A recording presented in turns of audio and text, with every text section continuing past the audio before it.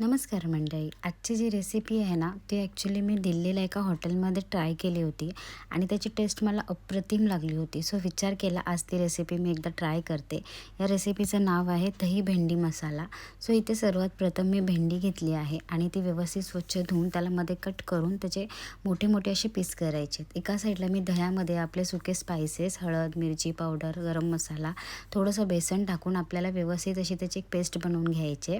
तर दुसऱ्या साईडला मी तेलामध्ये थोडंसं जिरं टाकून आपण जी भेंडी कट करून घेतली होती त्यामध्ये थोडी हळद टाकून आपल्याला व्यवस्थित असं फ्राय करून घ्यायचं. 1-2 मिनटं ते शिजवून घ्यायचे.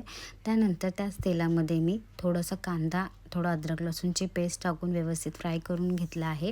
वरून आपल्याला थोडासा टोमॅटो पण ह्याच्यामध्ये ॲड करायचा आहे. हे सर्व व्यवस्थित तेलामध्ये फ्राय झालं की त्यानंतर एक मी मिरची ॲड केली आहे. मिरची ऑप्शनल आहे, तुम्हाला पाहिजे तर टाकू शकता. मला तिखट आवडतं सो मी त्याच्यामध्ये मिरची ॲड केली आहे.